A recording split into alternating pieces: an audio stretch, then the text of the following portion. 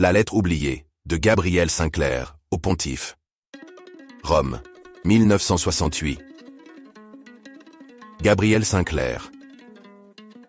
Dans une salle silencieuse et tamisée du Saint-Siège, le souverain pontife Léon XIII reçut une lettre scellée d'un cachet de cire bleue, portant l'emblème d'un hippocampe entrelacé à une rose des vents.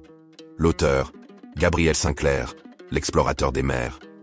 Votre sainteté, depuis des années, je sillonne les profondeurs du monde, explorant des royaumes que peu d'hommes ont eu le privilège d'apercevoir. Mais ce que nous avons découvert sur les côtes gabonaises dépasse l'entendement et trouble mon esprit rationnel. J'ai longuement hésité avant de vous adresser cette lettre, car ce que j'ai vu pourrait ébranler bien des certitudes. Les profondeurs murmurantes. Nous avons accosté près d'un archipel inexploré, voilé par une brume étrangement persistante. En descendant dans les abysses, mon équipe et moi sommes tombés sur des formations coralliennes qui ne semblaient pas naturelles. Elles étaient disposées comme les vestiges d'une cité oubliée, mais ce n'est pas cela qui nous a le plus marqué. Alors que nous filmions l'endroit, un chant a résonné dans l'eau, profond, envoûtant, vibrant dans nos combinaisons. Nos instruments ont capté des fréquences inhabituelles, et plusieurs de mes hommes ont affirmé percevoir des ombres mouvantes entre les ruines.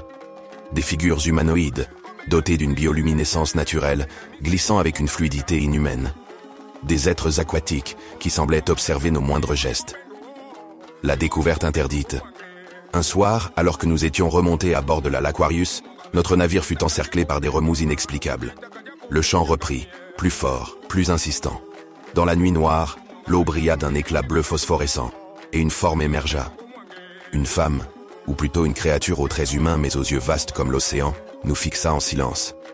Elle leva une main fine, palmée, et de sa paume jaillit une lumière que mon esprit ne peut expliquer. Puis, elle disparut dans les profondeurs comme si elle n'avait jamais existé.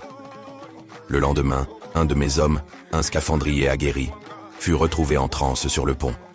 Il murmurait en une langue inconnue. Lorsque nous avons voulu l'interroger, il reprit conscience mais ne se souvenait de rien. Seule une phrase resta gravée dans son esprit. La clé est sous la cathédrale engloutie. Pourquoi je vous écris? Votre sainteté, vous savez mieux que quiconque que bien des mystères nous dépassent. L'histoire regorge de légendes sur des civilisations disparues, sur des anges tombés dans l'eau au lieu des cieux. Et si ces êtres faisaient partie de quelque chose de plus grand, de plus ancien? Le Gabon, avec ses côtes sauvages et ses eaux impénétrables, pourrait cacher une vérité que l'humanité n'est pas prête à affronter. Mais si cette clé existe, elle pourrait réécrire notre histoire. Je vous implore donc, au nom de la connaissance et de la foi, d'envoyer vos savants, vos théologiens, avant que d'autres, moins scrupuleux, ne s'emparent de ce secret. L'ombre approche. Depuis notre retour, des événements étranges se produisent. Un de nos films a été effacé sans raison. Des hommes nous suivent dans les ports, et un avertissement anonyme nous a été laissé. Ne retournez pas là-bas. Certains secrets doivent rester enfouis. Mais l'appel de l'océan ne peut être ignoré. J'y retournerai, et si je ne reviens pas, sachez que la vérité repose sous ces vagues. Gabriel Sinclair. À suivre, le retour vers la cathédrale engloutie. 10 ans plus tard, une expédition secrète est lancée. Mais ce qu'ils vont découvrir dans les abysses pourrait bien changer le destin de l'humanité. Like et abonne-toi à la voix ancestrale virtuelle pour la partie 2.